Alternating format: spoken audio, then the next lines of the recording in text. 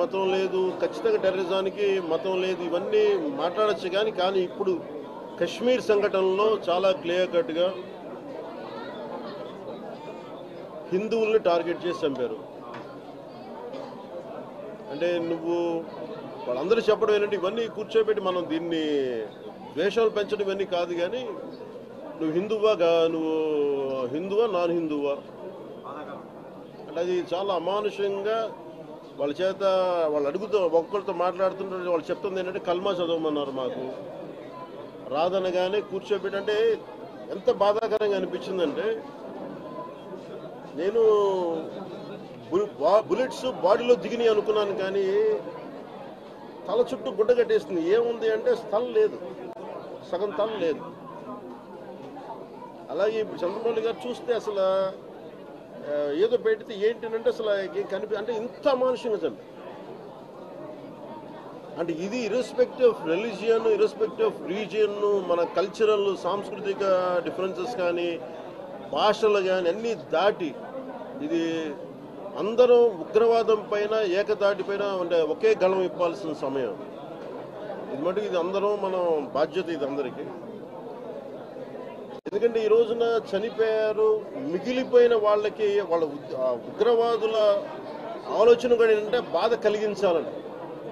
ఈరోజు చనిపోయిన ఈ దాదాపు 30 మంది వాళ్ళకి కలిగింది, దేశం మొత్తానికి కలిగింది బాధ, దేశం మొత్తానికి క్షోభ.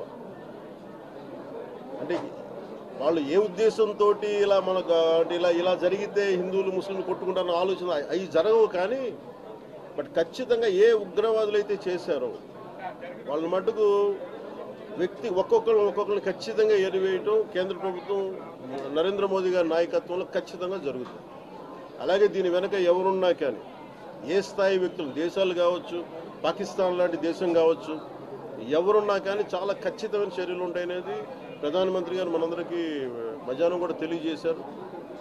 ఇది ఇలాంటి సమయంలో ఇర్రెస్పెక్టివ్ ఆఫ్ పొలిటికల్ పార్టీస్ మొన్నటికి మొన్న ఉగ్రవాదం సమస్య వచ్చేటప్పటికి అందరూ ఏకతాటిపై నిలబడ్డారు. ఇది ఖచ్చితంగా అందరూ అంటున్నది ఒకటే మాట, ఇది మీరు హిందువులా కాదా అని చెప్పి టార్గెట్ చేసి మరి చంపారు. It's targeted Hindu killing. ఇది there is no second thought about it.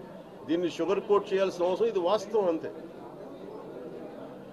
ఈ వాస్తవాన్ని అందరం గ్రహించి అలాగే ఎవరన్నా సరే మనకి దేశంలో అంతర్గత సమస్యలు ఏమో మొదలవుతాయి, అట్లాగే జరగవు ఇవన్నీ. We are very clear. ఉగ్రవాదులు అనేవాళ్ళు ఖచ్చితంగా వాళ్ళు ఇస్లాం పాటిస్తున్న వాళ్ళు, అది వాస్తవం. కానీ వేరు. అలాగే మామూలుగా శాంతిపూర్వకంగా శాంతి భద్రతలను కోరుకునే ముస్లిం సమాజం వేరు. అది స్పష్టత మా అందరికీ ఉంది, ఎన్డీఏ ప్రభుత్వానికి ఉంది, మా అందరికీ క్లారిటీ ఉంది.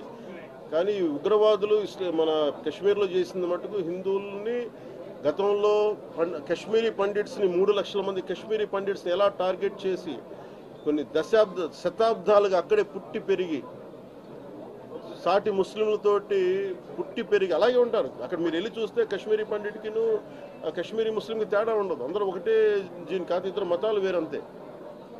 కానీ హిందువులు అని చెప్పి ఆ రోజున 3 లక్షల మందిని టార్గెట్ చేసి చంపేశారు కొంతమంది ఇంతే దారుణంగా. ఆ రోజున మనకి ఇంత మీడియా